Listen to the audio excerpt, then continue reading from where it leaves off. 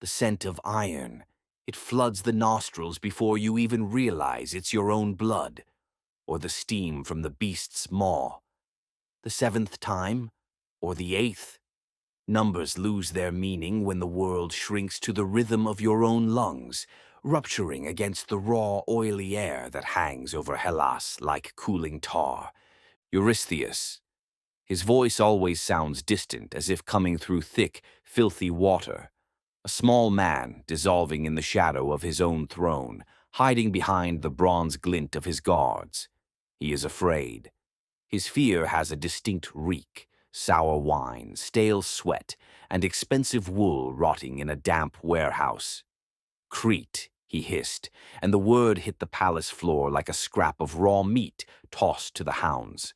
An island rocking on the waves, torn from peace, cursed by the one who is accustomed to shaking the earth. The ship groaned. Every plank sang of something vast, cold and alien stirring deep beneath us. Poseidon does not forgive greed, but his punishment always strikes those who stand below the gods. Minos kept the beauty for himself, locked it in the stalls, and in return, Crete received madness. A snow-white, roaring madness that smells of torn earth, scorched stone, and a death rattle. I walked the valley.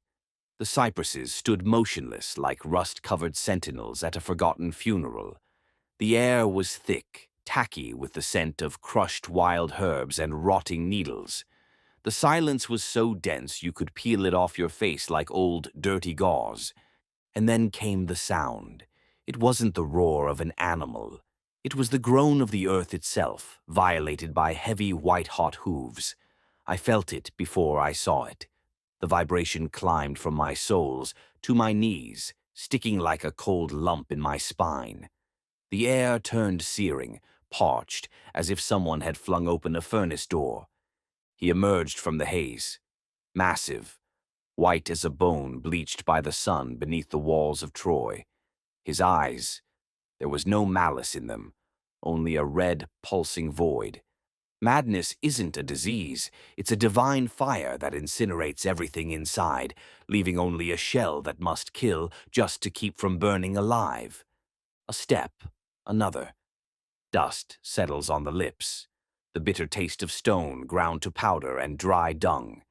He charged. The world vanished. Nothing remained but this white mass hurtling toward me with the inevitability of a landslide. Time stretched, turning viscous like cold resin. I saw every hair on his crest. I saw his nostrils flare, heaving out hot steam laced with yellow bile. A dodge. The rush of air scorched my side, stealing my breath. I missed death by a hair's breadth. Again. He wheels around, burying hooves in the muck near a dried-up spring. Slick mud flies into my face. A gray veil clouds my vision. I am no hero. I am a tool, an old rusted knife in the hands of the gods, which they use sloppily to muck out their stables. The leap. Thigh muscles spasmed with tension, catapulting my body upward, fingers locked into coarse fur. It was hot, nearly searing the skin like scorched copper. The bull shuddered. Beneath me was no beast. Beneath me was an element, a living mountain of ravaged muscle that wanted to crush, to tear, to shed this sudden, intolerable weight. I clamped my knees. He writhed under me like a molten tectonic plate. Every jolt of his spine echoed in my vertebrae with a dull crack. I felt the massive knots of muscle rolling under the hide, hard as granite. The bull slammed his full mass against a rock wall, trying to grind me into pulp. Pain in my shoulder flared into a white, blinding light. The impact punched the oxygen from my chest, leaving only a whistle of emptiness in place of breath. I heard my tendons snap, but I did not let go.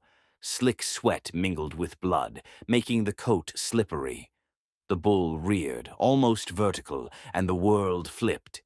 The sky was beneath my feet, and the gouged, hoof-torn earth plummeted into the abyss of my eyes.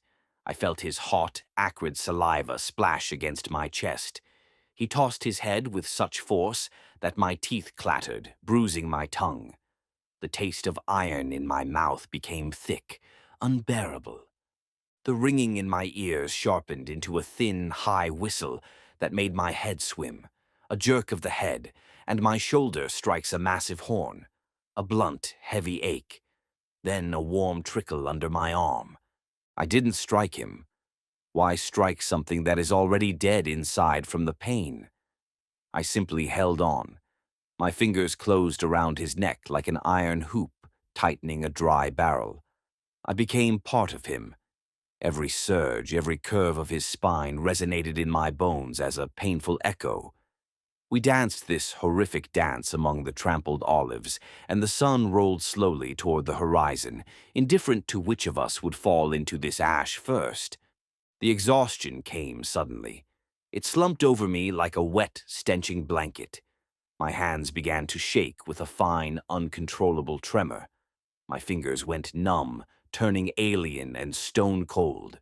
I felt the bull's heart beating against my leg, rapid, panicked thuds, a broken rhythm, the death throes of a will that knew no bounds.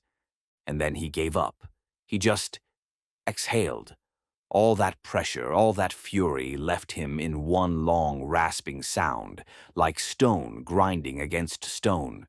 He dropped to his knees. I felt the tension drain from his body, leaving only a hollow, ringing fatigue, the same as mine. We stared at a single point, into the gray dust. There in the dirt lay the crushed fruit of the olives, black stains on a filthy background. I climbed off. My legs wouldn't hold.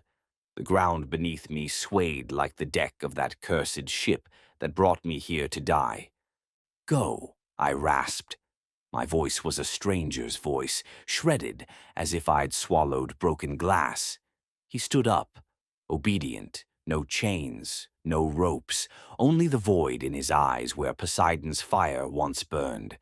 Now he was just a large, broken animal, his very essence extracted. The sea was cold. We walked into the water. First the sand, stinging my battered, swollen feet. Then the surf, washing away the grime and clotted blood, leaving only the sharp burn in open wounds. The bull did not fear the water. He swam, and I sat upon his back, clutching his crest with wooden fingers. Around us, a blue, cold desert. The waves lifted us and lowered us with indifferent slowness. I closed my eyes. It felt as though we weren't moving at all, that we were just rocking in the womb of the world, where there are no kings, no senseless orders, no sins to be redeemed with the price of one's own flesh, only the rhythmic, soothing motion of the mighty body beneath me. The dolphins, they seemed like a hallucination born of blood loss, silvery shadows stitching through the dark water like needles.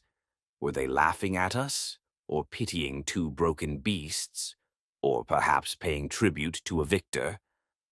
I felt small, smaller than this foam that vanished instantly into the ocean's depths. Mycenae met us with the smell of fear and cheap brass. Eurystheus. I saw his face for only a second, a pale, trembling smear in the slit of a high window. He fled, tangling himself in his own robes. Cowardice is its own kind of madness, only it gives no strength. It just quietly rots the soul from within, turning it into slime. I released the beast by the city walls. He walked away, slowly, heavily treading his hooves over the sharp cobblestones. I watched his back, and I knew this wasn't the end. His madness would return the moment he smelled the wild grass. My pain wouldn't vanish either. The gods don't give peace.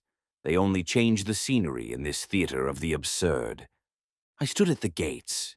The sun was setting behind the mountains, staining the world the color of watered-down, stagnant wine. I knew that tomorrow there would be another senseless order, another road leading nowhere, because redemption isn't an event or a feat. It's an endless road through the muck that has no end, only brief stops to wash the latest layer of blood from your hands.